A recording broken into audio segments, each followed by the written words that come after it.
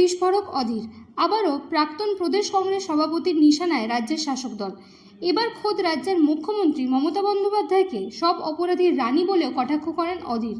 রাজ্যের একের পর এক হয়ে যাওয়া ঘটনা নিয়ে শুক্রবার কার্যত শাসক দলকে কড়া ভাষায় আক্রমণ করেন তিনি। ওটা শান্তনুবাবু ভুল করে তৃণমূলের বিরুদ্ধে কথা বলে দিয়েছিল তার নিজের মেয়ের দিকে তাকিয়ে। আমি তাকে বাহবা দেব যে অন্তত তৃণমূল দলের হয়েও সঠিক কথা বলতে পেরেছিলেন জি কর কাণ্ডে। তার জন্য তাকে একটা শাস্তি পেতে হচ্ছে, আর কিচ্ছু না। শুধুমাত্র তৃণমূল দলের বিরুদ্ধে, তৃণমূল দলের লুটেরাদের বিরুদ্ধে, তৃণমূল দলের দুর্নীতিগ্রস্ত ব্যক্তিদের বিরুদ্ধে জি কর কাণ্ডের পিছনে যে কত বড় অপরাধ আছে তার কিছুটা বলার চেষ্টা করেছিলেন, তার জন্য তাকে শাস্তি পেতে হচ্ছে, আর কোনো কারণ নাই। এর পাশাপাশি এদিন কসবায় আইনের ছাত্রীকে ধর্ষণের ঘটনা নিয়েও মুখ খুললেন প্রাক্তন প্রদেশ কংগ্রেস সভাপতি। তার বক্তব্য, এই মনোজিতের বিরুদ্ধে ওই নির্যাতিতা প্রতিবাদ না করলে এই ধর্ষকরাই তৃণমূলে বীরের সম্মান পেত বলে মত অধীরের। মনোজিতের মন পেতে অনেকেই তার কাছে আত্মসমর্পণ করেছে, আবার মনোজিৎ তার মন দিতে তার তরফ থেকে লুটতরাজের অভাব রাখেনি। আর এরকম মনোজিৎ সারা বাংলায় প্রচুর আছে।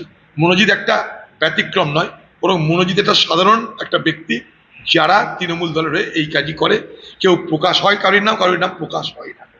মনোজিৎ যদি সেই মহিলা যে ছাত্রীটাকে হিম্মত দেখিয়ে সমস্ত তথ্যকে প্রকাশ করেছে, সে যদি হিম্মতটা না দেখাতো তাহলে মনোজিতের জায়গাতে থাকতো, তৃণমূলের বিপ্লবী সদস্য হয়েই থাকতো। আজকে সেই জায়গাটা হিম্মত দেখে একটা ছাত্রী সে তার বিরুদ্ধে অভিযোগ করেছে, তাই মনোজিৎ আজকে জেলখানায় আছে। সে জেলখানায় আছে মানে এটা নয় যে তৃণমূল লোকেরা খুশি, তৃণমূল নেতারা অনেক দুঃখিত। আগামীতে দেখবেন তার ছাড়ানোর জন্য তো অনেক চেষ্টা চরিত্র হবে।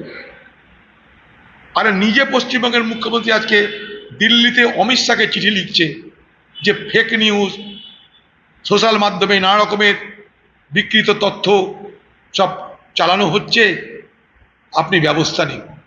কেন আপনি রাজ্য ব্যবস্থা নিতে পারছেন না কেন? কর্ণাটকে তো ব্যবস্থা নিয়েছে, আইন করেছে, আপনি নিজে আইন করুন। আপনি অমিত শাহর হাত পা ধরছেন আপনার দলের লোকদের, এই আপনার দলের লোকদের যে কুকুরটি, সেই কুকুরটি যাতে বাজারে ফাঁস না হয়ে যায় তার জন্য আপনি সমাজ মাধ্যমের উপরে বিধিনিষেধ আরোপ করতে চাইছেন। বাকি কেউ চাইছে না আপনার দলের মনোজিতের মতো লোকেরা তাদের তথ্য যেন বাইরে কেউ প্রকাশ করতে না পারে, তাদের ধর্ষণ, তাদের লুট, তাদের মহিলাদের উপর অত্যাচারের কথা যেন বাইরে কেউ প্রকাশ করতে না পারে, তার জন্যে আপনি সমাজ মাধ্যমের উপরে বিধিনিষেধ আরোপ করতে চাইছেন, মিডিয়ার উপরে বিধিনিষেধ আরোপ করতে চাইছেন নিজের ছবিকে রক্ষা করার জন্যে, আপনার দুষ্কর্মকে রক্ষা করার জন্যে আপনি অমিত শাহের সাহায্য চাইছেন।